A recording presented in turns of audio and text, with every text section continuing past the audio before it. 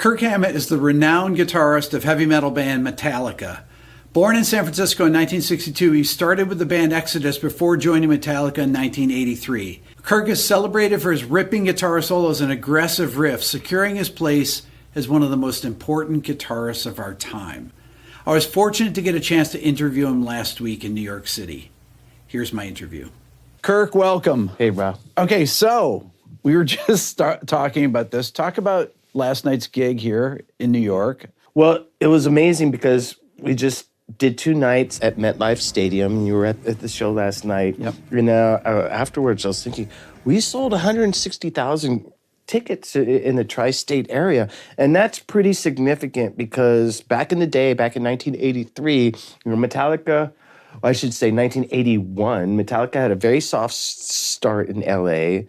Then in 1982, they came up to the Bay Area and they got Cliff Burton. And then right after they left the Bay Area and came to New York, that's when I joined the band. And they were already here on the East Coast. When I came out to join the band, I flew out to Jamaica, Queens. I'd never been out of California before. And when I arrived at JFK and did the drive to Jamaica, Queens, I was horrified.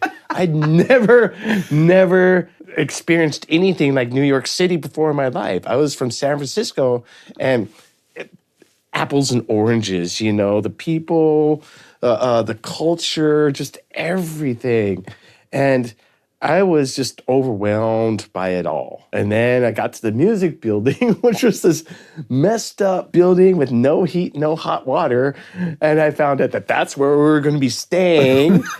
And, I was told to bring a sleeping bag. So I had a sleeping bag in my suitcase. I met Cliff first, because Lars and James were asleep in the room we were going to be rehearsing in. It was like 7 o'clock at night. Cliff said, "There's a piece of foam. We're tearing foam off the walls and sleeping on it." And I was like, "All right." Got my foam, put the sleeping bag on there, and just waited for Lars and James to wake up. And then we started playing. And from that point on, I was in the band. But my point is, when we arrived here in '82, well, they arrived in I guess you could say it was like 83. We were staying in Old Bridge, New Jersey, and we were playing clubs. And we would play all these clubs in the tri-state area to, 100 people, 150 people, 200 people, the most maybe 500 or 600 people. We're like, wow. And it was like, it was like reliving the club slog that we had just left on the West Coast all over again on the East Coast. And then we recorded Kill 'Em All up in Rochester. And then we went on tour, and then, our career unfolded. But the point I'm trying to make is that, it's been an enormously amazing trip, from playing small clubs in Jersey, in Connecticut, and in New York, all the way to the MetLife Stadium. And New York has always been so supportive of us. And I just feel the love. And it was just such a great opportunity to be able to really come back to New York and just share that love with everyone. I noticed that the crowd is incredibly diverse, age-wise, males, females. The young kids, though. Now, my kids, I have kids that are 15, 13, and 10. And because of Stranger Things, they know Metallica. The immediate thing I get from that is that our music is transgenerational. All the best classical, all the best classic rock, all the best musicians, still relatable. Master of Puppets is still relatable. We recorded that album in 1985 and it came out in 1986. It's amazing because, at that time we were 23, 24 years old. And when I listen to that album nowadays, I think, wow, it's really musically mature. Because we weren't really that mature back then. In fact, we were just all over the place, We're young guys who were just looking for trouble, basically, looking for fun, kicks, whatever.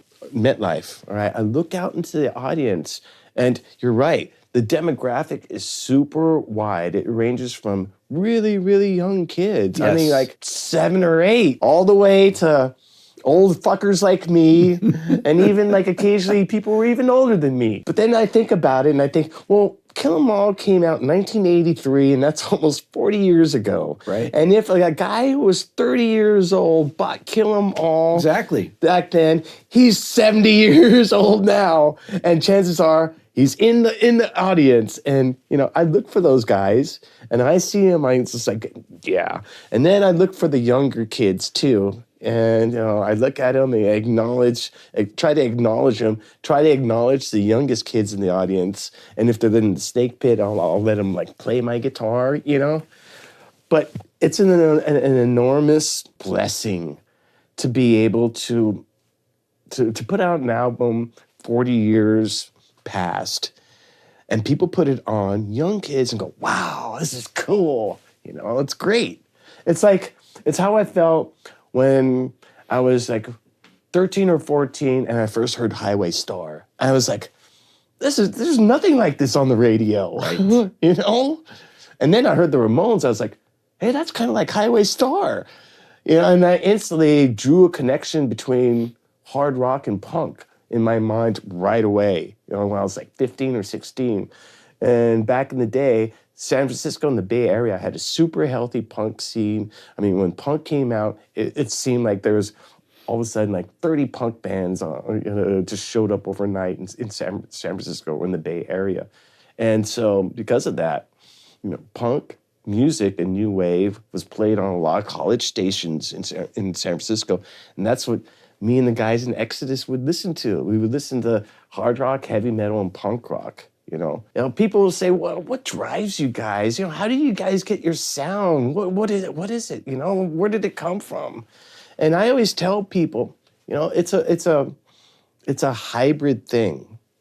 It's a hybrid thing between 70s hard rock and 70s punk rock. Interesting. We're not influenced by hardly anything that came out in the 80s or 90s or past. You know, all the stuff that I'm influenced, it just all comes from like British hard rock, you know, American hard rock, you know, garage stuff, punk rock. But you guys had a sound in your mind, right? Mm-hmm. That of what Metallica was. Do you feel that by the Master of Puppets record that really was kind of that you had coalesced into this sound? Yeah. That's kind of a blueprint record?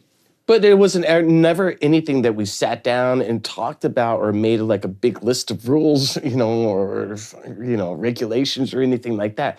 It was mostly instinctual, you know, trusting our ears, trusting our hearts, and recognizing what would work and what wouldn't work. But most importantly, with an idea of trying different things. Metallica has always tried different things. We've always took a chance.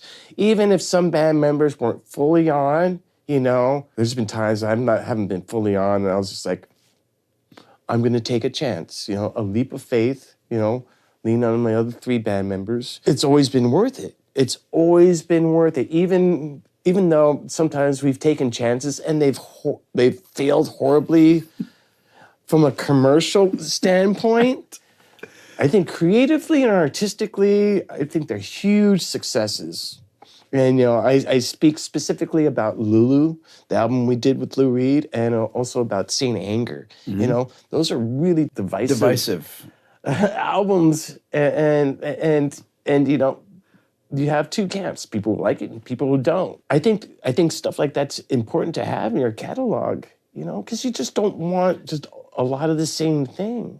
You know, you want peaks and valleys. You want contrast. It's what makes it interesting. And if you have a catalog that's just perfect, people get bored of it. Right. You know? Right. You know, there's a lot of the same thing. You know, sometimes people want to, you know, get challenged by their favorite band. I love Yes. You know, the first 3 or 4 Yes albums are brilliant. But then they took a friggin' left turn into somewhere else. And I loved it, because it was challenging, right? You know, and it forced me to listen even harder. So, I mean, getting back to Master of Puppets, it was something that just kind of like just flowed out of us. It was largely instinctual, but it was also, just willing to try different things. It's always a quest, at least for me. Create music that no one's ever heard before. Right. It always sounds like a tall order to people, I think. But, the secret of it is just put as much of yourself as you can into it, as much of your own personality, technique, quirks, instinct, When people say don't do that, do it. And then you can't fail. It will sound like you. So you have a riff, whatever it might be, and you want to play it for the other guys. You just have a piece of an idea. Do you just say, hey, check this out, and you're kind of apprehensive about it to see what they're going to say? It's weird because, all of us are constantly writing. Right. And the problem with Metallica is there's too many ideas. Right. I'm not saying all my ideas are freaking great, or all of anyone's ideas are great. But, when you have a thought, yep, you want to follow through on the thought. And so what happens with me is, I'll show up and I'll have a bunch of riffs that I want to show the guys. And I will always show them the riffs that I think they're, if I categorize them into A, B, and C, I'll always show them the C riffs first. Why is that? Because, I want them to get the impression that, it's not going to get worse from here. It's only going to get better from here. Okay. Right? All right. But the thing that happens is sometimes I'll play them a C riff and they go, that's fucking great. I'm like, okay, whatever. And then I'll play them B riff and they're like, eh. And then I'll play them an A riff and go, check this out. And they're like, play that C riff again. I'm like, oh my God, I can't believe this. It happens more often with all of us. What we think is great might not be the greatest idea to someone else. But then, I have my A riffs that I consider bulletproof. You play them once, or there are people like, yes. Okay, so what would be one of those that as soon as you played it? 72 Seasons. I mean, the fast riff, that was something, play it once, and everyone's like, that's something. I played it for the guys who are like, okay, that's, Now, it ended up being the opening songs of the... Are you playing this on your phone, or are you actually playing it? No, I always play. I only play it on my phone when I can't figure out what I played. Right. That happens a lot, too. Okay. I'll have a weird chord in there or some dissonance. I'm like, what the hell? And I'm listening to my phone. There's cars going by or something. So it makes it even harder to figure out. Point being is sometimes you need to rely on other people for perspective, because a lot of times, your perspective and your instinct, while always true, won't hold weight with other people. Could be true with you and resonate with you, but not necessarily with other people. And that's totally fine. I want to go back and talk about your gear. I know that you love talking about gear like I do, but talk about gear from the first 3 records. Mm-hmm. What were you guys using? Let's talk about the guitar rigs. Mm-hmm. For the first 2 albums, we basically used modded Marshalls. Okay. Kill 'Em All was recorded with a modded Marshall that James had got from LA. Couldn't remember who did the mod. It was like a Jose Hernando kind of type mod. Yeah, though, but not Jose. Right. Not Cesar, two guys who did stuff down in LA. That amp got stolen in Boston in 1984. And man, whoever ended up with that amp, they don't know what they're sitting on top of, I'm sure. We went to Mesa Boogie. Okay. We said, we're here to buy amps, give us an endorsement. And they said, we'll give you 2 for 1. And we're like, okay. And they said, we had these new amps, with 3 gain stages and an EQ. And I was looking at them. I was thinking, okay, this is something that we need to check out. And then I remember calling James and going, James, we need to do a second trip down to Mesa Boogie. You need to come with me. And so we both went down there, and they had these new heads they were making. And they only made these heads for maybe 10, 12 months or something. Yeah, it was the Mark II C+.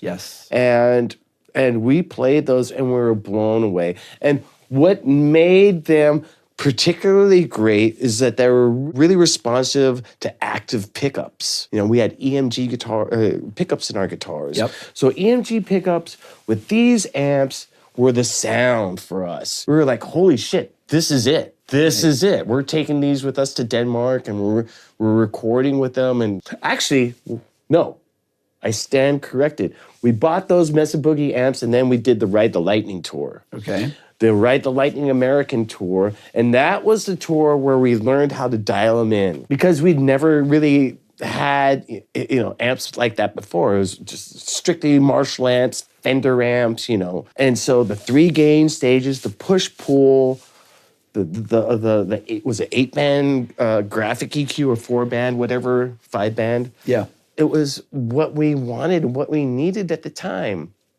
And that was the amps that we took into the studio from 1985 to now. We're still using them. Okay, and what would be your rig as far as your pedal rig? You had a wah-wah.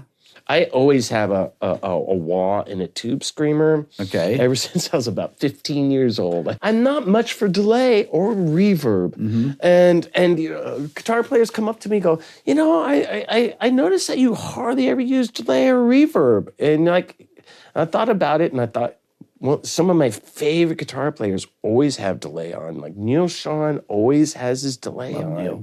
You know, I love Neil Sean. I know you love him too. Yes. So one day I went and like started playing my amp, you know, and adding a little delay. And I thought, you know, I like playing with delay, but it's kind of like makes it easier. Right. And I thought, I'm just not going to play with delay anymore. And you know, it's just, there's something about it and it's just, the note just hitting me. It feels like when there's delay, it's going away from me. And yeah, to a certain extent it is. But you know, it's something, when I play without delay, it just feels like it's coming more from my inner thing, whatever that is. Okay, so the tube screamer though, is this something that it was part of the sound? Would you have that on when you're playing rhythm? Yes. And well, not rhythm. Almost always only for lead, right? Only for leads. And you know, I'm not one for using distortion pedals for rhythm because the gain needs to be tight. You know, harmonically tight.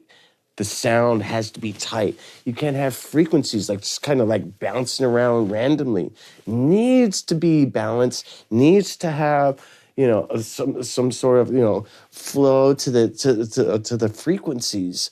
And I love that aspect because if you know about that, then you can sound sculpt correctly. Because when I was a kid, I was just randomly turning stuff. Sometimes it's good, sometimes it wasn't. With my rhythm sound, it's a lot cleaner than you think. Talk about that. Greg Philman's always pushing me to like just add more distortion, but I only like a distorted rhythm sound to an extent because I need that punch. I need to like feel like the strings are hitting, you know? I need to hear every single string when I hit a chord. And, you know, I need to like hit one note and you can feel it, you know? If you have too much distortion, it feels like sponge, it's spongy, you know? I need bark, you know? I need hit, you know? I need it so when you go thunk, you physically feel it. And James is the same way. And it's always been that way. You know, it's always been that way for him. And it's always been that way for me. And, you know, the fortunate thing when James and I first started playing together is we basically come from the same musical places. You know, it's just like Sabbath, UFO, you know, Aerosmith, Kiss, Van Halen, you know, and then Judas Priest, Iron Maiden, new wave of British heavy metal, Motorhead. We like the same stuff. We like the same guitar sounds. Him and I, basically, you know, even though he grew up in Southern California and I come from Northern California, we're very, very similar players. The only difference is I play more leads. That's the only difference, you know. And his right hand is so precise. Yes. You know, my left hand, you know, I got a lot of my precision is in my left hand. His precision is in his right hand, and we've learned so much from each other. And you know, James, I love him. I love him as a musician. I love him as a brother, but it's hard being a band with him because sometimes he shows up and he'll play something. I'm like, where did that come from? I've never heard anyone play something like that. And it's still coming. You know, it's just like, you know, moth into a flame. There's a rhythm thing where it's just, I never heard this on an album. It's like a gallop with a pull-off. I mean...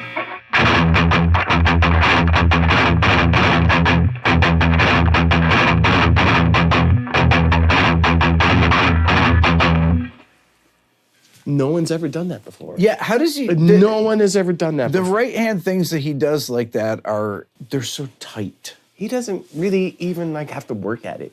He can fall out of bed, pick up a guitar, and then there's like 16th notes coming out effortlessly. And I love that. So and wait, I got to say this. So I always joke about when I try to play your songs that I can't do downstrokes like that anymore. I just can't. I've been doing that since I was a kid, and it's all because of the Ramones and the Sex Pistols. And why is it the downstrokes are more, the impact of playing the downstrokes versus adding in the upstrokes? Because when you go, it adds more high end. Because the higher notes hit first. Exactly. Right? Exactly. And you get less percussion. Yes. And, you know, it's really important, you know, palm of your hand. Yep. And like as close to the saddles as possible, you know, and,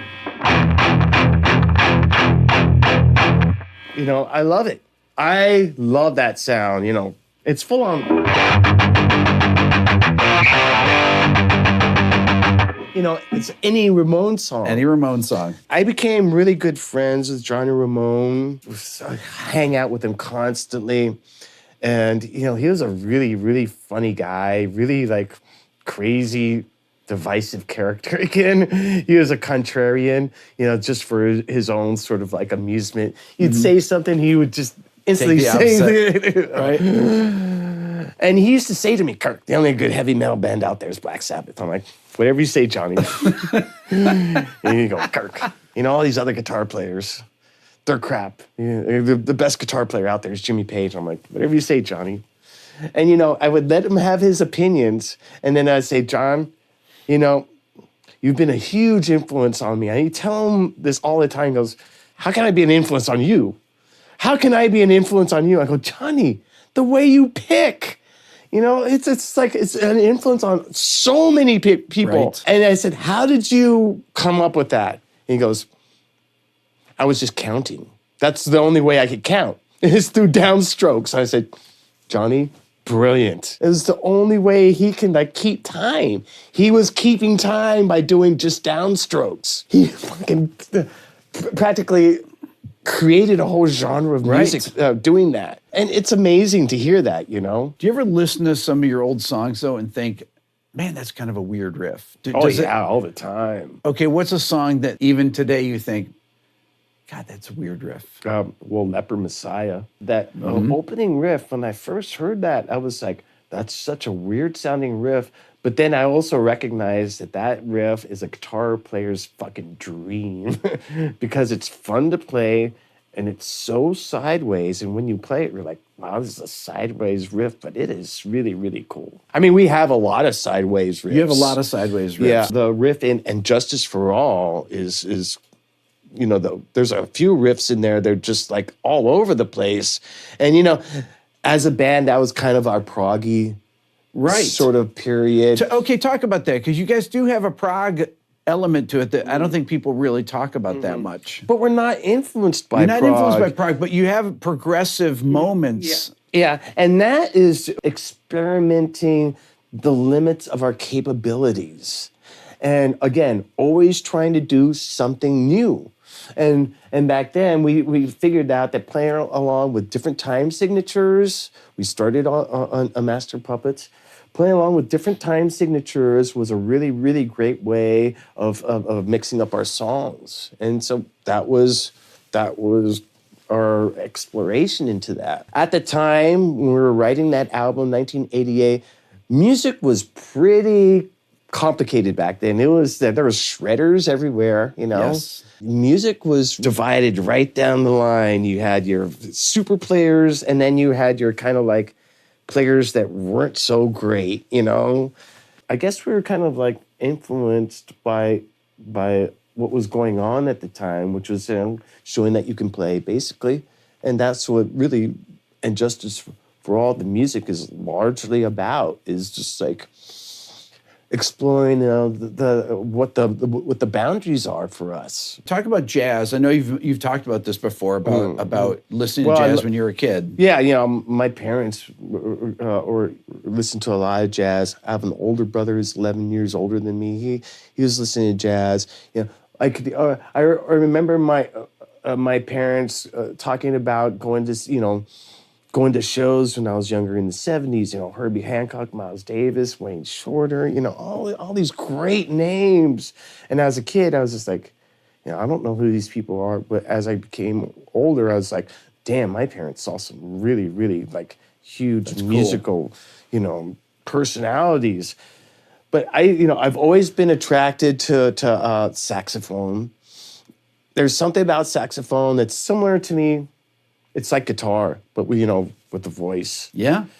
With the horn version of guitar. So I've always gravitated to like people like John Coltrane, you know, Miles Davis, Wayne Shorter, a lot of the great players. I like the blue period of jazz, which is like, 1956 or something to like 1966 or whatever. You know, I love all the various mutations of Miles Davis's career, John Coltrane's career, and I love Tal Farlow, I love Wes Montgomery, I love Jimmy Rainey, I love those players. You mentioned something about improvising last night, though, when we were talking about. And so I love the improvisational aspect of jazz, and really going out there and putting yourself on a limb and not knowing what's going to happen in the moment. I love spontaneity. I love playing in the moment. I love being surprised wherever it comes from. All of a sudden, wow, this is what's going on, and like, okay, I'm on this trip. Like I said earlier, I had a cousin who played jazz, saxophone. He was always playing Coltrane and stuff. And when I first started playing guitar, he used to like rally me into a corner and start lecturing me about music. And he said, never play a solo the same way. Always play it differently. Never play the song the same way. Always play it differently. I'm like, okay. It stuck with me, Right. And so to this day, I try not to play solos if I'm improvising. I try to play. Now, there's certain solos that you need to play. I need to play because people have heard it so many times.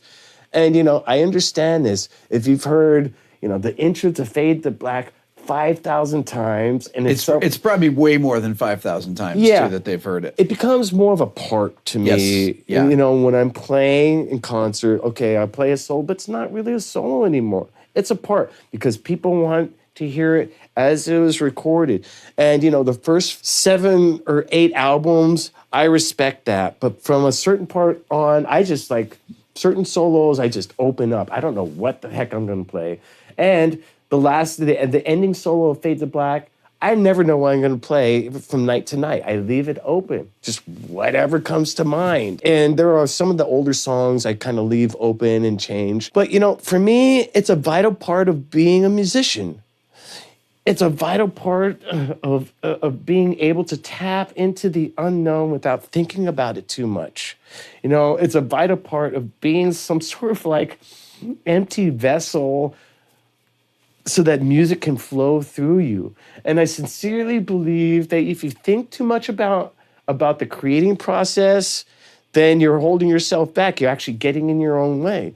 The best way to create is to just be present in the moment, open up your mind, and see what comes. My most recent experience with this is a couple weeks ago. Rob flew out to Hawaii, and the goal was to come up with 8 instrumentals to play for 8 shows, 8 different instrumentals, and he had his recordings of 8 ideas that were going to be the seeds, but we never got to those 8 ideas. We sat down, and it was the thing, let's see what happens. He started playing something. I was like, what's that? That's good. Play that. Oh, that's good. And he goes, oh, I can do this. And next thing you know, we have something that didn't exist 2 minutes ago. Well, I witnessed you guys working on something last night before the show. which is so totally cool. Yeah, and we came up with these 8 instruments for one day, for the next day, and it was just amazing to me because we didn't even touch his ideas. We were just there, present in the moment, waiting for something to show up, and it showed up. And it was it reconfirms my faith in this process. If you have the right attitude, the right openness, and your eyes, your ears, your mind, and your heart open, great things happen, man. Great things happen. It's hard to get to this point, though, and it takes a lot of discipline to get to this point, and it takes a lot of thinking about writing music, and I do think about writing music. I don't just do that process, I think, okay, A sharp, not to E this time, but to C. Yeah, everyone does that, and I create riffs that way, but the best stuff just shows up in the moment. Like, okay, Enter Sandman. I wasn't thinking about anything. All of a sudden, I'm literally like watching my fingers. I'm like, okay, press record. Okay, great. Thanks. It was 3:00 in the morning. I went to bed afterwards. And then what, you turned it on the next day? Morning. Right? Yeah. And then I read something about that, the exact same thing that happened to Keith Richards with the Satisfaction riff. I was like, right. Maybe there's something going on at 2 or 3 in the morning for musicians. I don't know. Now, when you brought that riff in, like, what would be the development of that song? Well, it was different. It wasn't the repeating motif, because I just didn't think too much about it. I was just like, hey, idea. I didn't hold it in as high regard as everyone else. Was that a C riff? It was a C riff. But then Lars said, that first part, repeat it. And then instantly it became an A riff. And that's a perfect example, of just like something that you think, okay, there might be a spark there. But then someone hears it, and then it's like lightning to them. They see potential that you don't see. Also, I think that's why collaboration is so important, because everyone hears everything differently. Okay. And you might have a perspective on something, and someone has a completely different perspective, and that is valuable. Because a lot of times you can't get outside your own head and have a real honest opinion on what you're doing. You can, but it's difficult when it comes to music. Would a song like that, when you come up with this opening riff and you play it for the guys, and Lars says, repeat it over, and then where does it go from there? It becomes a jam. It becomes a jam. The jam, we're all jamming on it, like trying different things, moving things, people stop and start, I'm like, doing different positions. Everyone goes into like concentration mode, and then someone goes, hey, check this out, or 3 of us will go, hey, we all, and then we'll go down the line. What's the best thing? And for us, ego goes out the door. It's all about the best thing rises to the top, and we're fully committed to what it is. It doesn't matter who it comes from. And where do the melody ideas and the lyric things come in? Do some of those things happen during the jam, or is this always after the song is formed? Well, the lyrics and the vocals definitely are some of the last things that come in. Yeah. And James wants the song completely written, okay, before he puts lyrics to it. And I understand that, because a lot of the vocal stuff he does is rhythm-based, Yes. or it comes off of a riff, or there's an arrangement and he thinks, oh, that's a good place for a vocal, Yeah, that's great. Will you play it together live and he'll sing it through the mic and see how it feels? No. What he'll do is he'll come in and he'll lay stuff down, and then we come in and then we listen to it. And, that's the best way to do it, because he's not distracted by us and our opinions. And,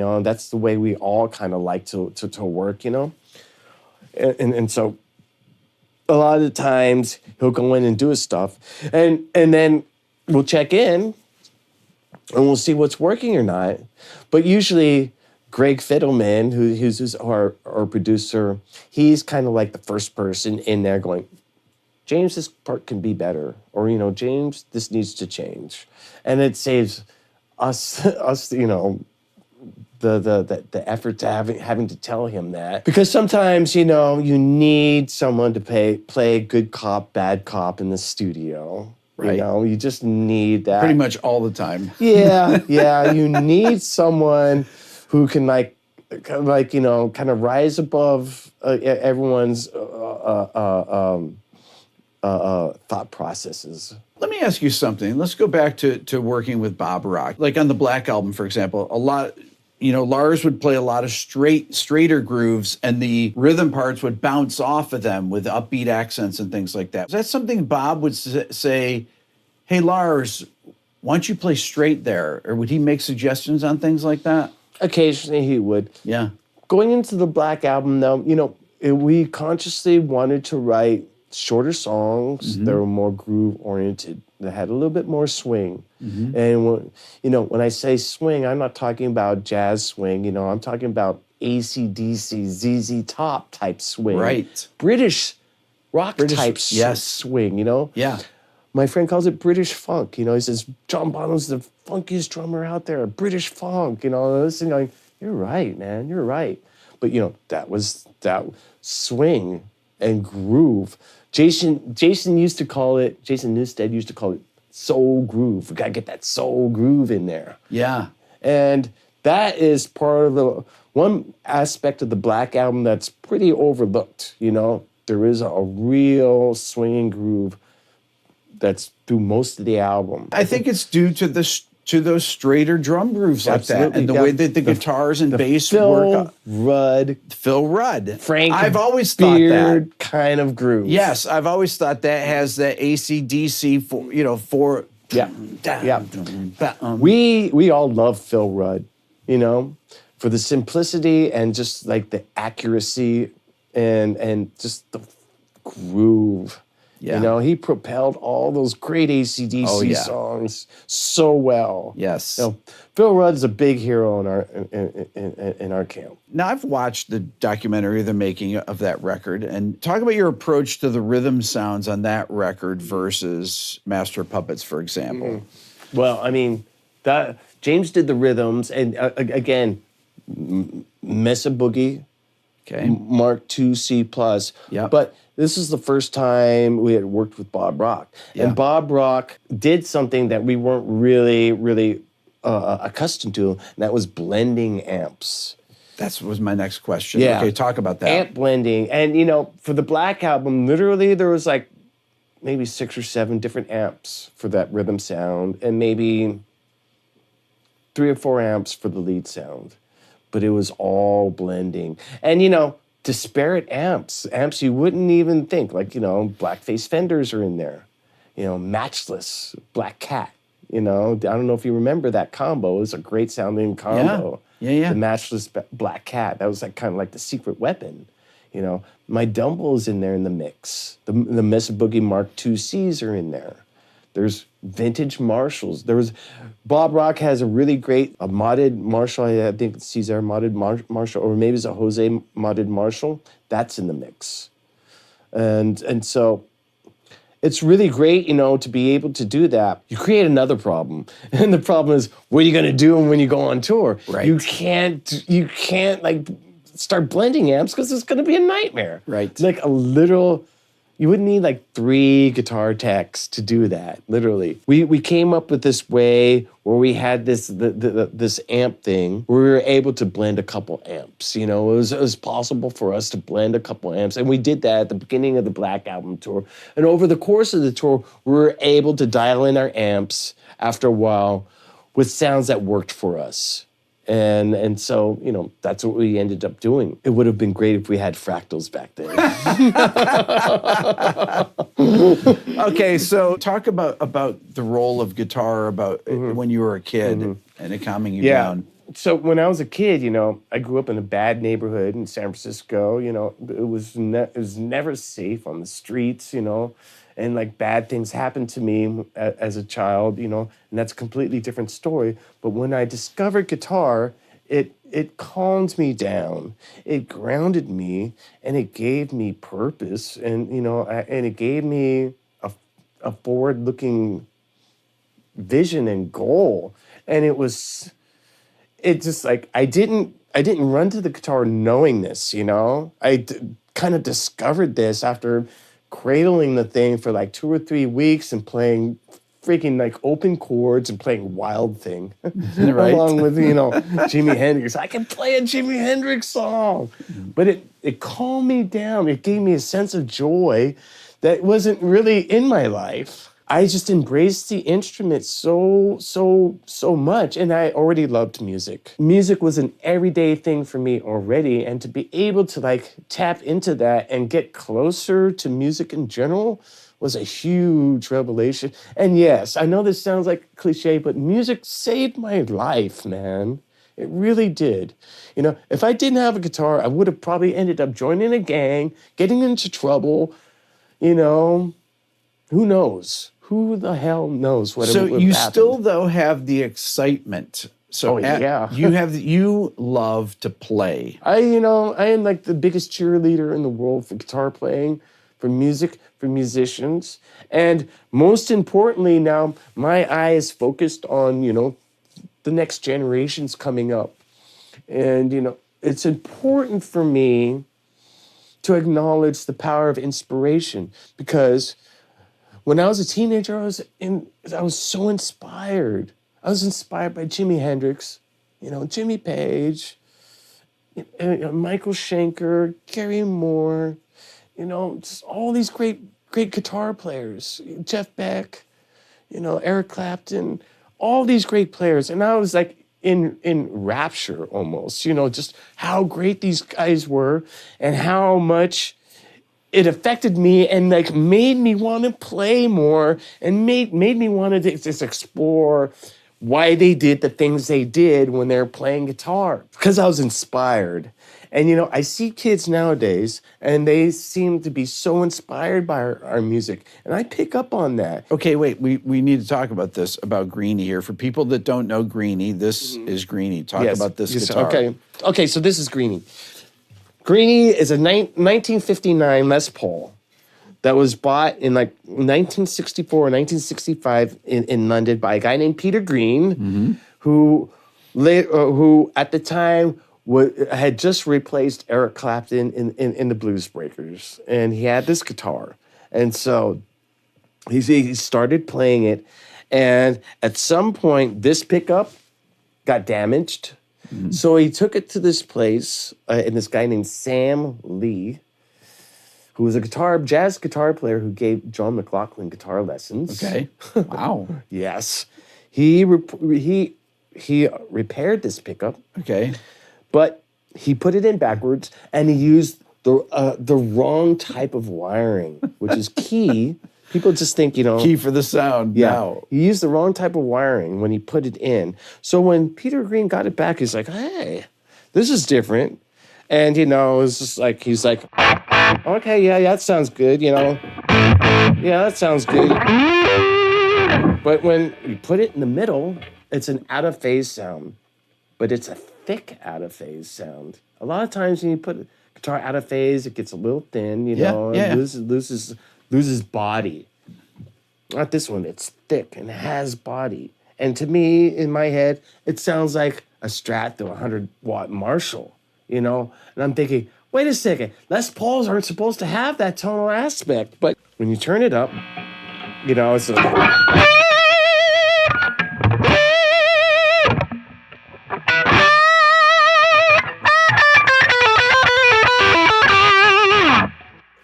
sounds like a great Strat. I love that.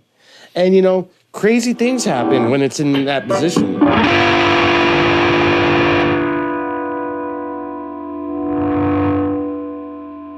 Ooh, I hear that high. Yeah, you can hear those high harmonics and everything. You can hear beautiful. The little dance of harmonics, Yeah. you know? And so when Peter Green got this, this repair, he loved it and kept it this way. Mm-hmm.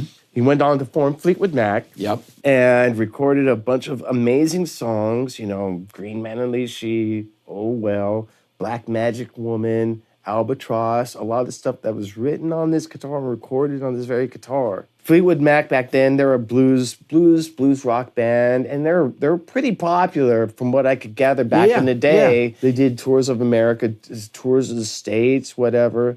And Peter Green was quickly being recognized as a real formidable player, and his playing.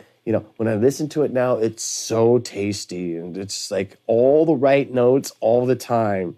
I mean, it's just like, damn, this guy. But in 1970, he was having difficulties, He had mental issues, and he kind of lost his, I don't know what it was. He just didn't want to play music anymore. So he quit Fleetwood Mac. And, he had this guitar. One day, Gary Moore, who was a young upstart guitarist back then, and a big Peter Green fan, went to go visit him. And he saw the guitar and they said, "Peter, you're not playing guitar anymore. What are you going to do with this Les Paul?" And Peter said, "I'll sell it to you. What do you got?" And Gary Moore's like, "I have this SG and like 150 quid or something like that." And so he got this guitar from Peter Green. And then Gary Moore, had it for like the next 30 years. Right. And this guitar is on all the Gary Moore albums. It's on my favorite Thin Lizzy album, Black Rose, that I've been listening to ever since I was like 15 or 16.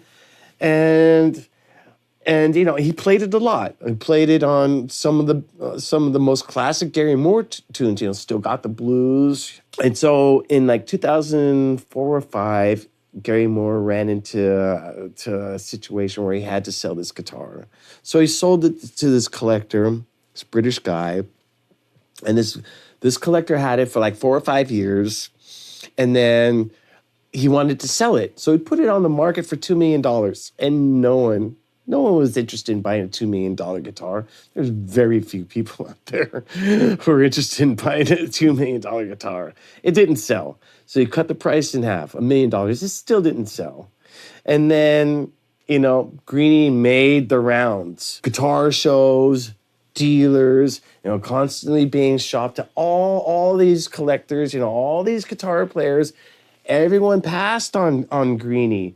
And so I remember at one point I was in London, 2014, and I called up my friend. I said, "Hey, what are you doing? What you got going?" He goes, "Oh, I got a guitar to show you." And I said, "Which guitar?" And he said, "Greenie." And I'm like, "I'm not interested in a $2 million guitar." And he goes, No, that's all poppycock. It's not $2 million. It's not $1 million. I'm like, "Okay, bring it over." And literally, bro, when I got this guitar in my hands and I started, playing it, doing my thing, in 2 minutes, I said to him, "I'm not giving you this guitar back." Because I went to that, and all of a sudden I was like, wow, 100-watt Marshall, Strat to 100-watt Marshall. This is crazy. I didn't know this guitar was capable of that. Greenie's been with me pretty much the whole time. You played it for about 5 songs last night. I play it all the time. Plays every day. Right. It's always where I sleep. Greenie's probably about 5 or 6 feet away from me. And I just realized that not that long ago.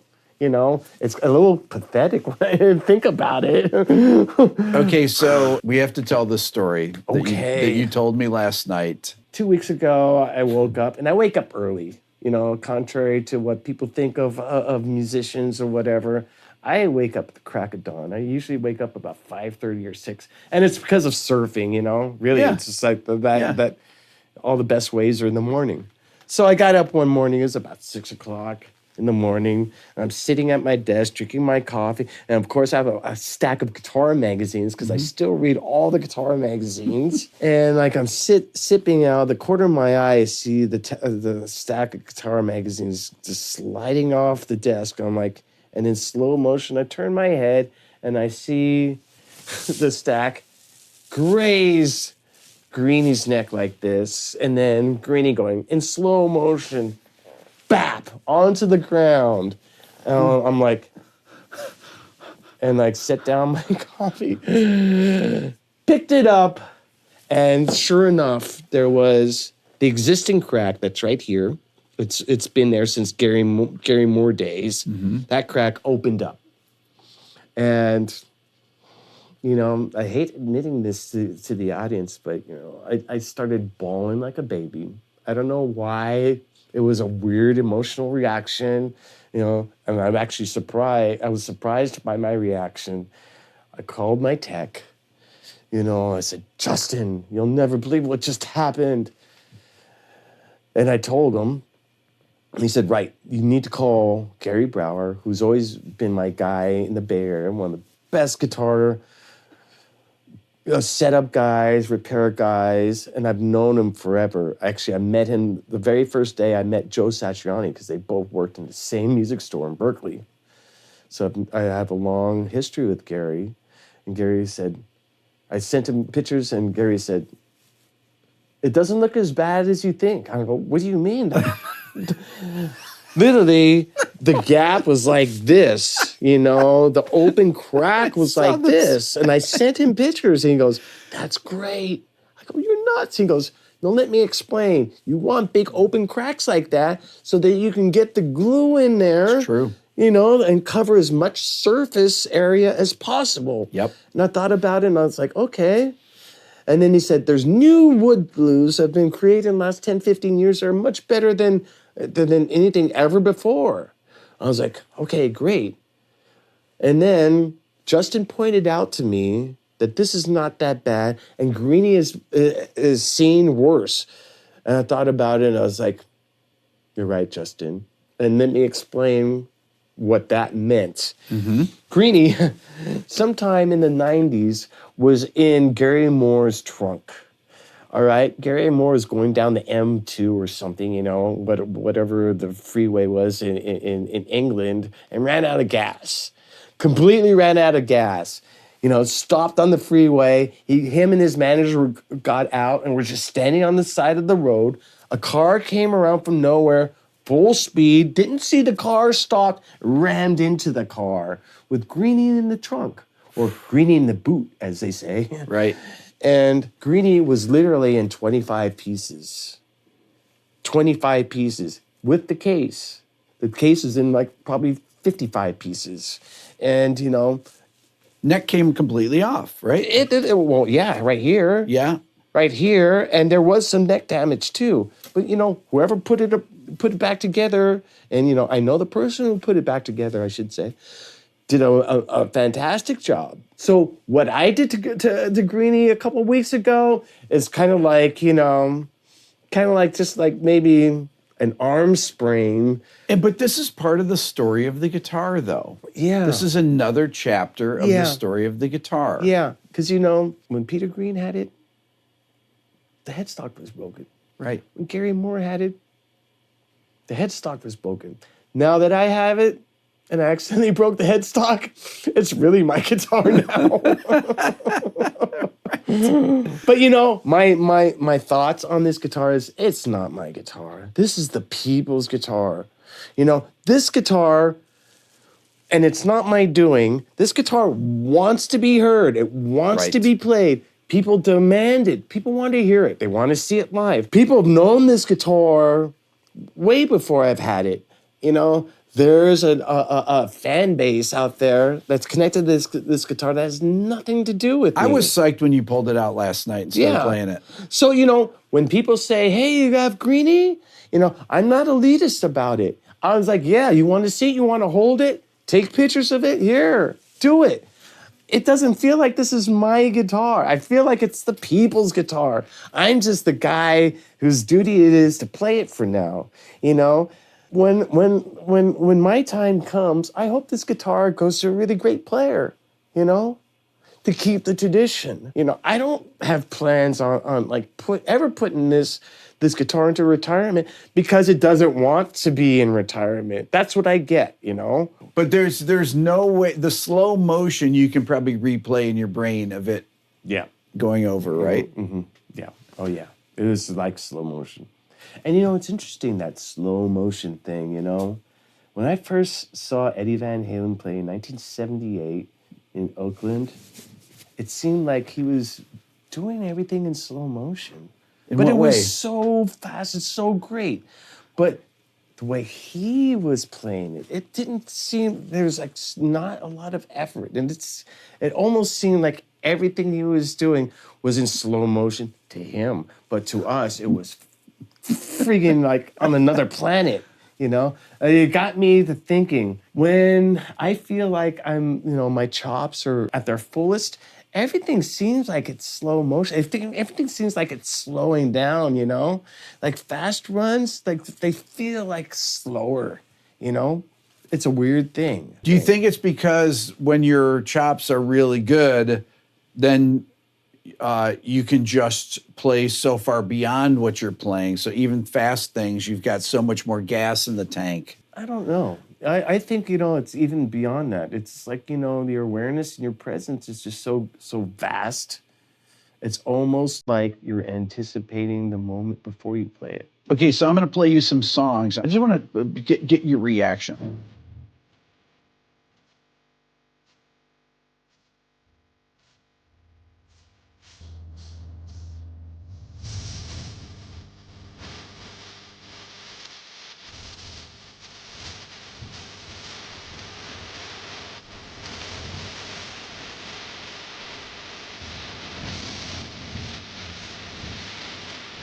And double.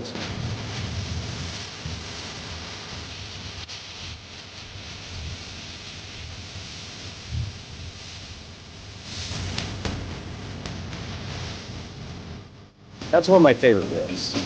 I love this.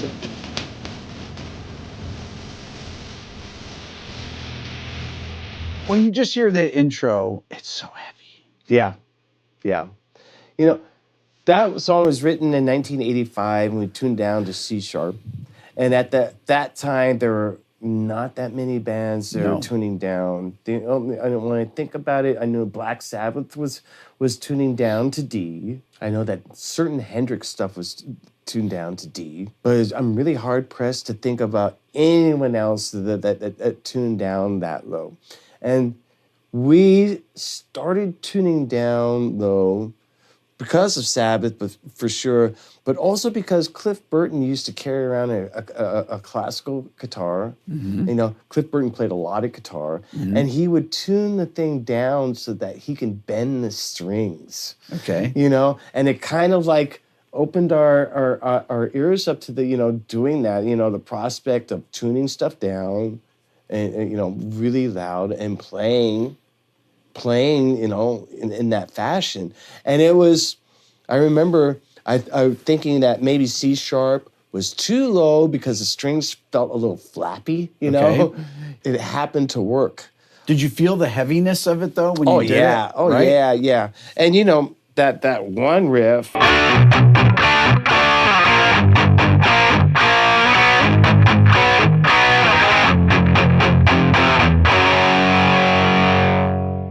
It's really cool, but really simple and basic. Like super simple and basic, but it's effective, And we look for riffs that are simple but effective. Busy stuff, overly complicated stuff, no. Progressive stuff that get to the point, yes. Simple stuff that are super effective, yes. Super busy stuff or a lot of notes, unnecessary notes, no. Is this something that you would have just keep experimenting? What if we do this? What if we do this? Is that a Metallica thing? It's always a thing, building up and setting things up for the next part. If you notice, almost all our songs, before the guitar solo, there's a setup.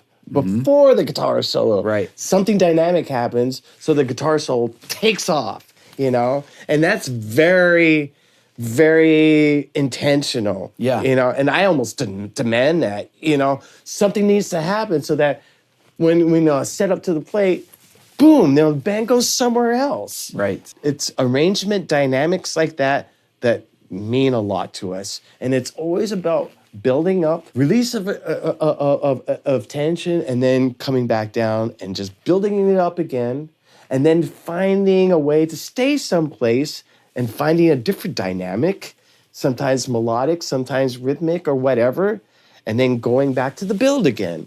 Almost all Metallica songs are like that. it's something that we just naturally gravitated to, that we all wanted to hear. You know, it's pretty universal in all of us.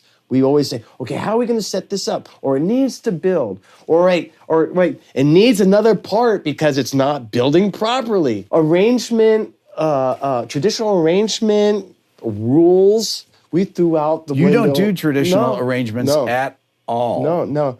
And, there are certain formulas. We don't have one formula. We have about 5 or 6 different formulas. You can say there. Okay, again, using the Ramones, there's only one type of Ramones. There's song, only one kind of Ramones song, and we all love that. For Metallica, there's about 5 or 6 types of Metallica songs. You name any given song. Okay, Fade to Black. You'll find that all our ballads are very, very similar, and that's a typical sort of formula that we use. But the arrangements are all very different, and the arrangements are all created so that it's very dynamic with peaks and valleys, peaks and valleys, peaks and valleys. James made a point, I think it was about Master of Puppets, about the song last night, that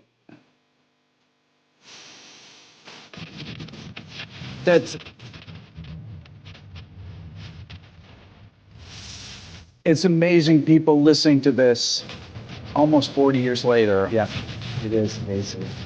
It truly is. I tell you, the really, really amazing thing about that song is when that song first came out in 1986, people were running from that song. It was like, ah! Again, it was split right down the middle. People who didn't understand us and people who fully understood us. It wasn't, it took time for people to understand what we were about. Yeah. We weren't an easily accessible sounding band, you know? We were challenging. And in 1986, there was nothing like Master of Puppets. No. Nothing like that. But we were so fully behind it and believed in it. And we had the attitude we wanted to push it down people's throats, No, you will like this. We're going to push this down the throat and you will like it. That was our attitude. And it worked back then. And, it's amazing now because with my memories and experience of how it was back in 1986 compared to now, people get it right away, and that's a wonderful thing. And so I asked myself, has our musical culture progressed that much so that, our eyes are open enough to hear something like a young person can hear Master of Puppets and not find it offensive or challenging at all? That's a great thing, man. It is. And that just goes to show the musical evolution of, people who are listening to music in general and how it's made a difference with new generations. And it's weird because I'll run into a 14-year-old girl and she's listening to the darkest, most outrageous deathcore music, Right. And I'm thinking, wow, that's great. That is great because when we first started playing stuff, it was, I'd look out in our shows and it was just all guys, smelly, hairy guys, just wanted to beat each other up in the audience. It was that way for years. Then the Black Album came out and slowly we started, getting more of a mix of people. But from the Black Album on, it seems like every tour, more diversification. I mean, half the crowd were women last night. Yeah, and I love that because there was a time when there was all guys, and us guys being out on the road, having to look out in the audience on other guys. It's like okay, here we go again. But then when the girls started showing up, we're like, all right, it's about time. Come on. We're happy about that. But nowadays, I'm just happy when I see a 7 or 8 year old kid and he knows our songs, And then I see the 7-year-old motherfucker who's just fucking just giving it all he's got, like he's 30 years old and kill them all and just come out, I love it. I think our music's for everyone. I really do. I think our music cathartic. It's challenging. It makes people think. You know, it's and I think when you experience our music, it's one thing, but when you experience our music with other people, it's another different thing. You know, when people experience our music together, it takes on a different life. It's crazy. To this day, we write what we want to hear, and we always tell people that James and I are just looking for guitar riffs that are fun to play. You know, the guitar riff has to be fun to play. It can't be a slog. Okay, or what is the most fun riff to play all night? Master of Puppets is pretty damn fun to play. You know, Enter Sandman's pretty. They're all fun to play. They wouldn't be Metallica songs if they weren't fun to play. Bottom line, you know, if it isn't entertaining and doesn't hold mine and James's attention, it's not going to go anywhere. There's stuff that Lars goes, oh, that's great. And James and I are looking at each other going, no. We're not playing that every night for the next 10 years, no. You know, it's just how it is. Okay, speaking of Enter Sandman.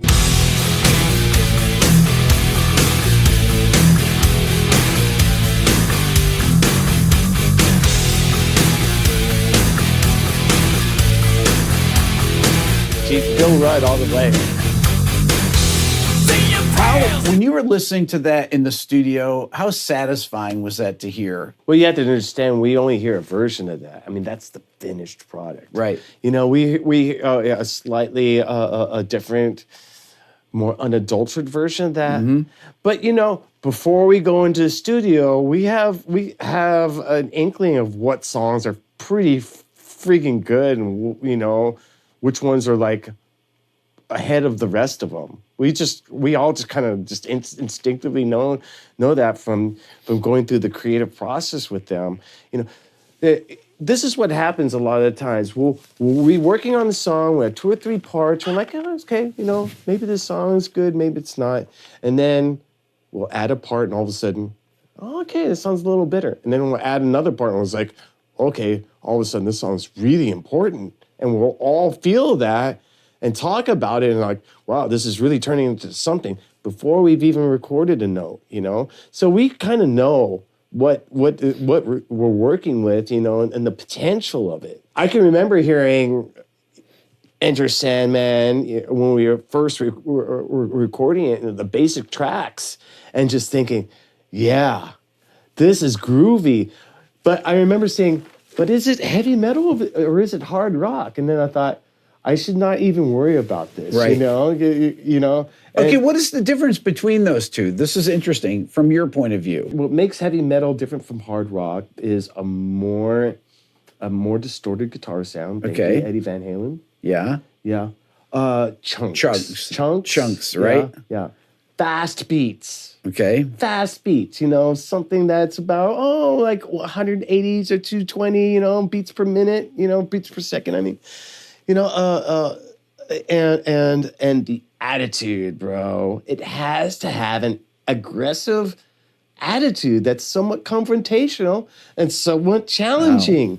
You know, you don't want to play nice with your heavy metal riffs. You want them to be provocative and challenging and somewhat confrontational with a little bit of aggression. People want to hear that, you know. They want to hear aggression. They want to hear confrontation because I feel that it dispels their own feelings of that and, like, you know, kind of like calms them down. And I go all the way back to when I was a kid and how music and guitar playing calmed me down. Heavy metal is a perfect therapeutic music. Yeah. Our manager likes to say this. Every year, there's a 12-year-old boy somewhere who's fucking pissed off at his parents and pissed off at life and doesn't know what to do. And then he hears Enter Sandman and is like, what was that? And he goes out and buys the album. He's like, yeah. And then he like looks and then he hears Master of Puppets. It's like, yes. And then it's the answer to like his aggression, you know, his frustration, his pent-up emotions. It's a real outlet. It's a real outlet. And I believe that because it was for me and it still is for me, you know, totally till now. And I believe that's universal. And I also believe that's why heavy metal is here to stay. It's a true world music. The reason why I say that is because nowadays I see bands out there in weird places of the world taking their folk music, their local music, their colloquial music, and adding a heavy aspect to it, And it's great. And the best example of that is this band called The Who. I don't know if you're aware of them, but they're from Mongolia. Okay. And they play Mongolian instruments. And they play heavy metal, and it's amazing sounding. Wow. And I'm hearing tones and heaviness from instruments that I'm not recognizing, weird bowed stuff. And they actually covered one of our songs. They covered Sad But True, and it was otherworldly in terms of its heaviness, And I know that's happening all over the world. I hear heavy metal Mali music, African music, I hear, heavy metal with a merengue kind of thing, down in South America. It's crazy, all the different permutations of heavy metal. And that's why I think heavy metal is a true world music, in that it gets to the core of what people feel. You talked last night about improvisation and how important it is for contemporary bands. Yes, very important. And that, do you feel like it's getting lost, that people work things out too much? Yeah, it's just, I think that when there's there's a real element of integrity, and there's at the same time, it's exciting. It's a little dangerous. You never know what to expect with improvisation. And I think that's why it's so intriguing for me to watch people improvise. And there used to be bands that would go out there and improvise forever, like the Allman Brothers, or like, Mahavishnu Orchestra, Led Zeppelin. I mean, they'd go out there and they'd improvise. And I always loved the aspect of those bands. And I thrive off improvisation myself. I consider myself an improvisational musician first and foremost, not a heavy metal guy, not a guitar player, an improvisational musician, because I believe that improvisation is everything. Everything comes from improvisation. Technique, songwriting, just solving musical problems. It's all improvisation. And so,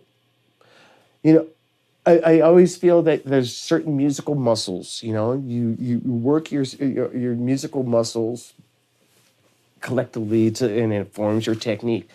The improvisation muscle, I feel, is the most important muscle to work. And I work at it every single day, because I hear these master improvisationists like John Coltrane, Jimi Hendrix, Jeff Beck, Miles Davis, and they're playing perfect solos just in the moment, Right. All the best notes.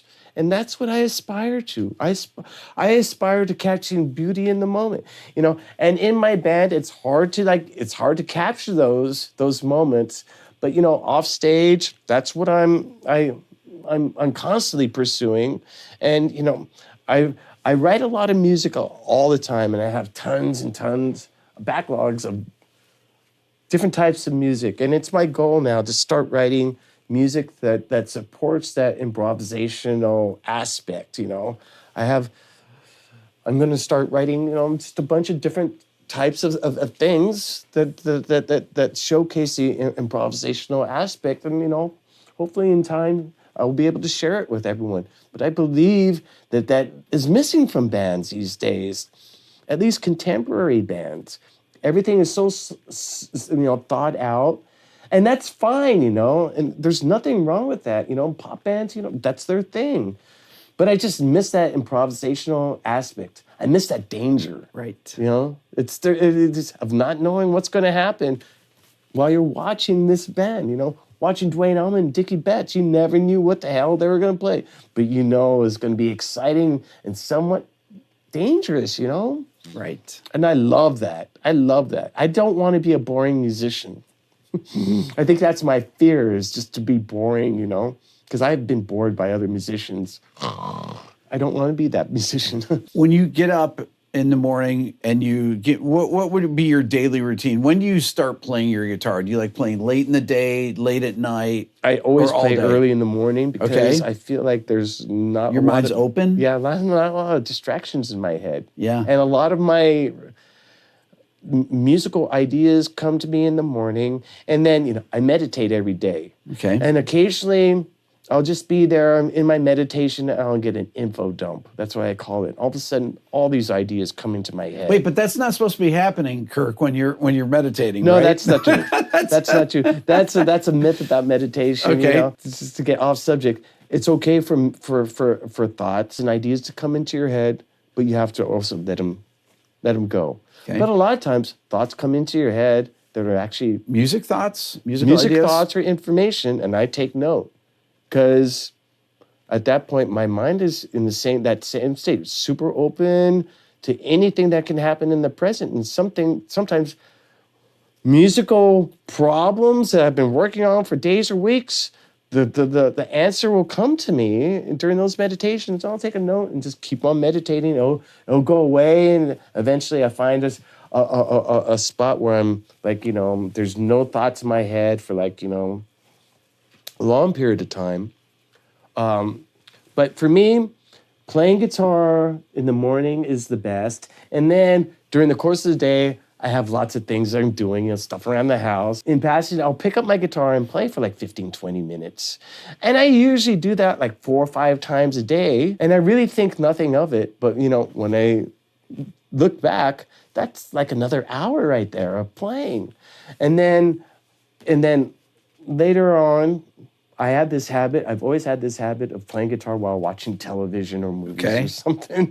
and I'll just be there sitting there watching television, not really paying attention. Then sometimes I'll play something. Did that just happen? And then, wow, again. Okay, and then where do those ideas go? Do you put them on your phone? On my right phone, now? yeah, and hope I don't lose my phone. I've heard you've lost your phone before with hundreds and hundreds of ideas, right? At least an album's worth of ideas easily. And, I try to recall some of that stuff from my brain, but there's no way, And I only have memories of what that stuff was. Okay, I got to ask you about when you step on your wah-wah, does it become a different instrument? It's another instrument for me. Right. For me, it is another instrument that demands my practice and, demands a certain kind of technique. And, the wah pedal can also be a phase shifter for me. It can also be a filter for me. But it is also could be a balls out thing that takes my playing to a different level. And sometimes I'll feel like stepping on a wall in the most inappropriate time. I'm guilty of that. But sometimes I step on the wall when it's just perfect. But I can't get away from it. I love the wall. I freaking love it. It shapes the notes like my voice. It's a funny thing. You ask Rob Trujillo, when we're in the studio playing and we all have headphones on and we're all playing, if I'm playing a solo and I'm on my wall pedal, Rob says what he does is he takes his headphones off and listens to me, and he says that I growl and I make all these guttural sounds while I'm playing my guitar, and I'm not really conscious of it, but what I think I'm doing is I'm trying to like match what You're vocalizing that, I'm right? vocalizing. Basically, I'm vocalizing with the wah pedal. Yeah. And that's why I'm addicted to it. And people, it's an easy thing for me, for people to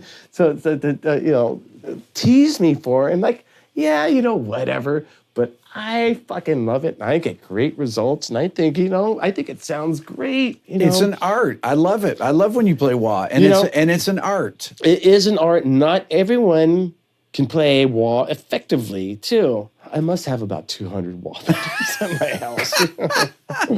I got so many Clyde Vox wah pedals. Is there one, though, that's like the magic one, or no?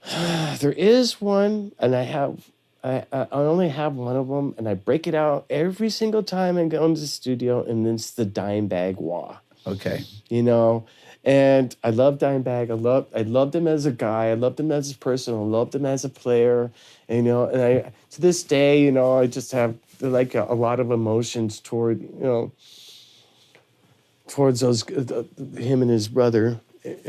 But, he made a wah that has this pickup selector where you can toggle through all the various things, and it's the greatest idea. Wah. And on top of that, there's a boost. Yes. And I was like, when I was like looking at this wall, I thought, this is the wall that I should have made.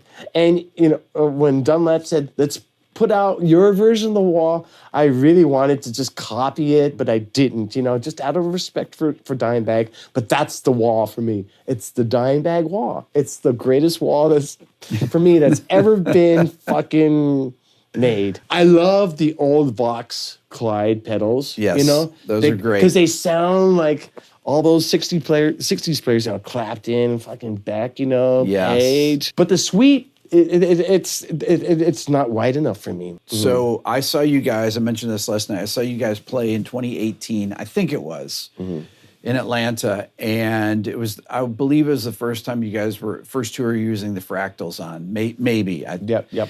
Avenged Sevenfold was opening for you, and they had mic'd amps and everything. And they were in a stadium, and it's tough. You never know what you're going to get sound-wise. Yep.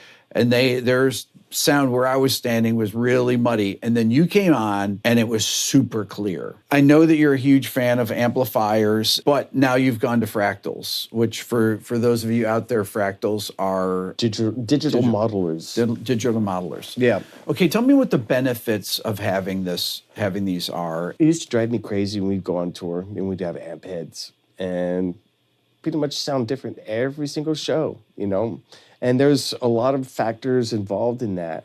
And a lot of it is mic placement on speakers, the travel of the amps. Bouncing around. Yep. Going through different temperatures, different types of humidity. Marshall amps the bias is super sensitive, and anything can change the bias. Yes. Literally anything can change the bias. Put it in the back of a U-Haul truck. The bias will change and the sound would change. It used to drive me crazy, and I used to think I was going crazy, because I'd come to a gig, I'd plug in, and it would be so radically different from the night before. Or I'd come in, I'd ask my tech, what's it like today? And he'd go, so, or horrible, whatever. We'd always had to tweak. Okay. Always have to tweak. Do something, make a minor adjustments. And, it was just par for the course back then. It was just part of, touring and like dealing with your guitar sound from day to day because it was always changing. But then, these digital modelers started showing up, Fractor, Kemper, and all these different things. And I was like, oh, okay, that's interesting. Maybe it's like a Line 6, because there was a time when everyone was using Line 6 stuff. Yeah. It was explained to me what these things are capable of.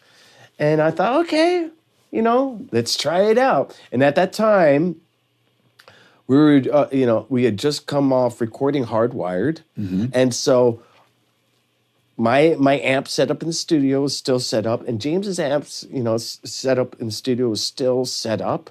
And so one day, Justin, my tech, and Greg Fiddleman and I went in there, and we literally cycled through every single head and every single speaker we had and found the best ones and, got the best heads and then put the sound together. I think we blended like 2 or 3 different amps and got the overall sound together. And then we modeled it with the Fractal. And it was amazing because I had a studio quality sound in my Fractal, album quality sound. That's a hard thing to do. And, especially when you blend like 50 amps to get one sound. Yeah. You can't do that on the road. We mentioned that earlier. But all of a sudden with Fractal, you could do that. And so we did that. And then James and I instantly realized that this is what we were looking for this whole time because the consistency between being in rehearsal, going on tour, playing radio shows, TV shows, award shows, going into the studio, recording, the sound is consistent through all of that. Right. And that saves us so much time and headache and heartache. Literally. I mean, it's just like, it gives us a confidence in our sound, just knowing our sound is there. Is it especially important too on these massive? I mean, you're playing stadiums because it's so consistent. No matter where where you're standing, you get your in-ears in, and you know that the sounds are going to be right for the songs. If it sounds good in our in-ears, that's not necessarily how it sounds out in the house. Okay, and you need to sound like just get some sort of feel for what it sounds out in the house. And, that could be difficult if you're doing a sound check and there's no one in the house. Just the other day, James and I are going, wow, guitars sound great. Of course, there was no one in MetLife Stadium. Right? Next day, Friday, 80,000 people. I hit a chord, it's like muffled. I'm like, oh. I look over at James, and James had that same expression. And I knew that we were hearing the same thing. That happens. Sure. You never know what a place is going to sound like once it's filled in with people. So a lot of times I'll use a handy little presence knob and just turn it up maybe a couple notches, and it seems to do what I need it to do. But back in the studios, though, are you using the amps right now? Oh yeah. And I love amps. I love tubes. I love the tube sound. I always gravitate towards amps and speakers. I love feeling the air being pushed by a fucking speaker behind me. I'm old school that way, It's real, almost visceral kind of feeling, playing through an amp. I get that from fractals, but but because I started off in analog, Right. and tubes to begin with. Yeah. And I go into Logic and they have all these canned sounds, and they all sound pretty goddamn good. Right. And some of the tones sound like my heroes. And I hear it playing back and it's good, but I always feel like there's something missing. And I can't ever quite put my finger on it. And it's annoying that I can't put my finger on it, but I know it's missing. People ask me, "What, Rick? Why don't you use these?" It's like, well, I have 60 amplifiers here at my studio, and I just mic them up, and I much rather. And we talked about this last night. Turn knobs. Yep. It's far easier than, and the fractal's great, but it's very complicated to change things on it. You can't make a quick change on it. No. And, my tech, he's very, very good on the computer to begin with, and he can make a change somewhat quickly. Yep. If I was to do it, it would take me literally hours. I'm not qualified for that kind of thing. Turning knobs, literally, I could do that for days. Happily, I'll do that, for days. But when it comes to the digital stuff, yeah, again, I'm at the boundary of my thoughts right there.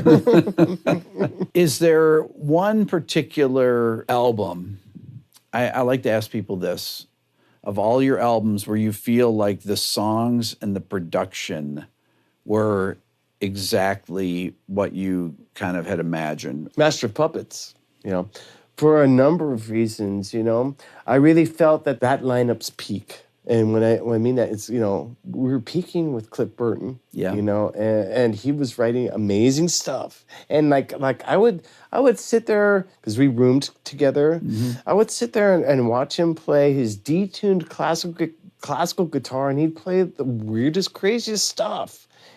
Really weird stuff, And then he'd put on this Les Paul copy and start playing along to Lynyrd Skynyrd songs, and I get annoyed after a while because he'd stop the track and go point out to Ed King solo and go, "What's he doing there?" And he goes, "Do you know what he's doing?" I go, "Yeah." And then he said, "Please show it to me." And then I'd have to show him like a basic guitar thing, Right. and then he would play it for he'd play it for the next 3 hours, over and over. He used to drive me crazy.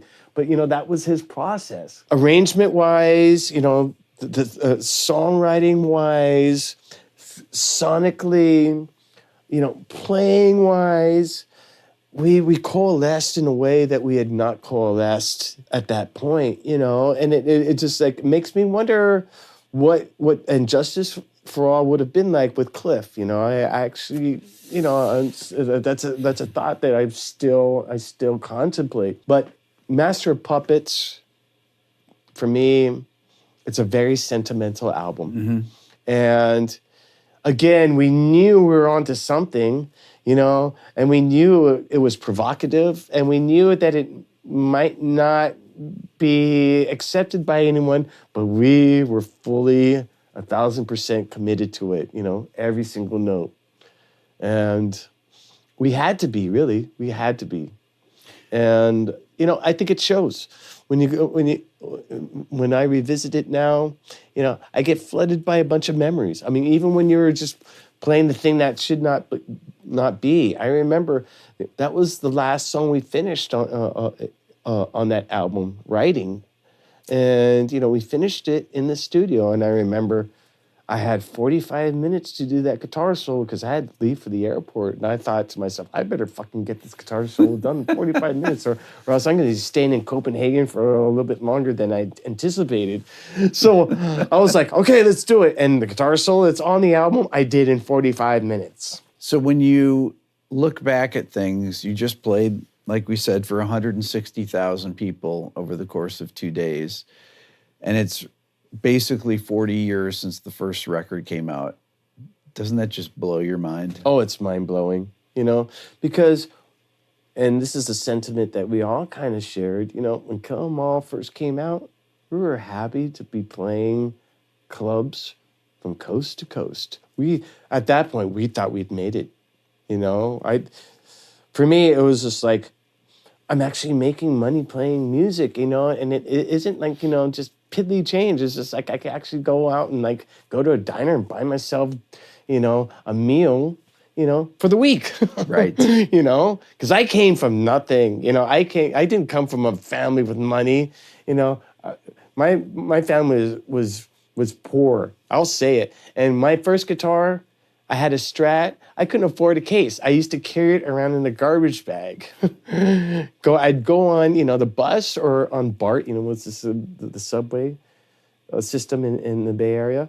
And I'd have to put it in a garbage bag because I didn't want to attract attention to it, because there were a lot of unsavory characters. And if they saw like, a skinny teenager carrying a shiny guitar like that, that instantly was a target. So I knew better to just cover it up with a garbage bag and make it look like it was just a bag of garbage. To go from that to playing MetLife for 160,000 people, it's touching, it's inspirational, and just like, I feel the love and I feel blessed because ultimately I think music is a nonverbal language that everyone understands. There's all this talk about extraterrestrials. They might be clued into our music too, and that's even more trippy to think about. Knowing that I'm helping people in a positive fashion means so much to me. Really does. Okay, so I want to ask you this. I like to ask when I have guitar players on, what you're practicing. Like, what do you work on? What do you work on to licks you're working on, things that you work on for technique. Mm-hmm. What are you working on lately? I always have my warm up. Okay, and which is what? My warm up is the same warm up. It's just like Joe Satriani taught me in like 1982. Okay. When crafting the introduction of a song with a memorable guitar part is a difficult thing to do. There should be an identifiable instrumental hook called a signature that begins the song. It's usually a combination of a melodic line and the chord progression. Now, I don't mean songs like Landslide that just picks through the chords.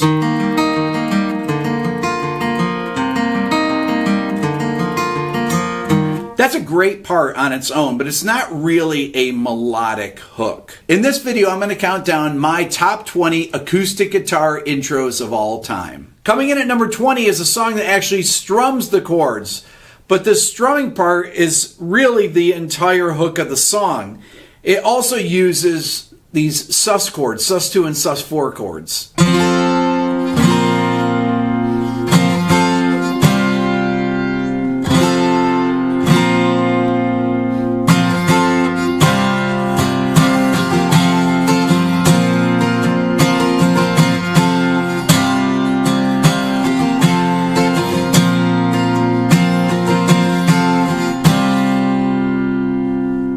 Coming in at number 19 was a 1974 number one hit, and the song is in the Grammy Hall of Fame.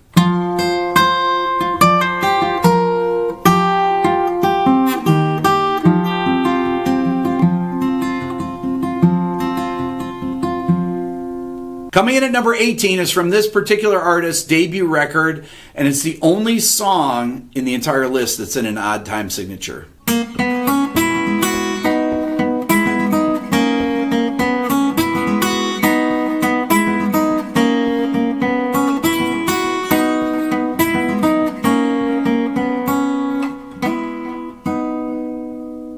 Coming in at number 17 is a song that was released in 1973, and it was from this artist record entitled You Don't Mess Around with Jim.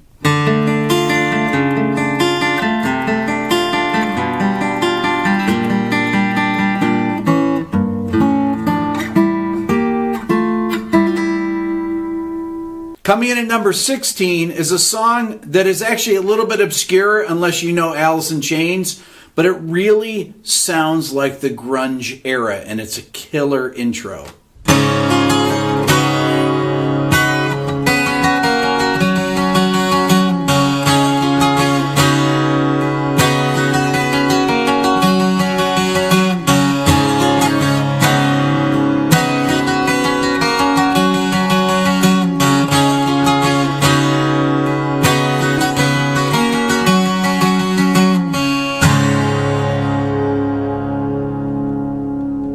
Coming in at number 15 is from the 1969 rock opera Tommy, where Pete Townsend demonstrates how many chords you can play in a row with F sharp in the bass.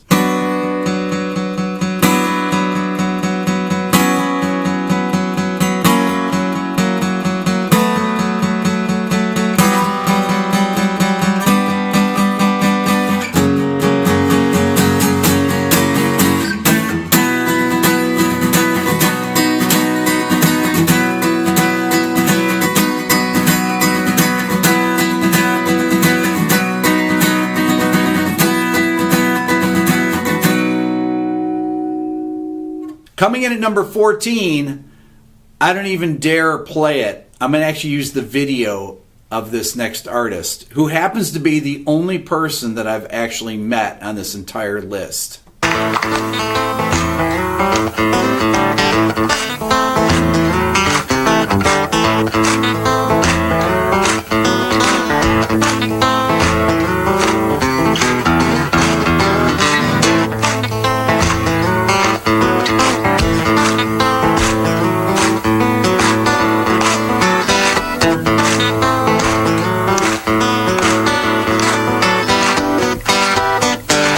Coming in at number 13 is a 1970 release by one of the finest acoustic guitarists ever in pop music.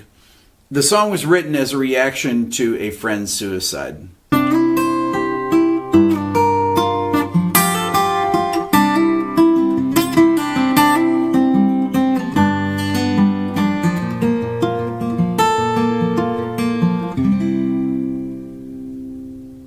Coming in at number 12 is from the 1969 release, Abbey Road.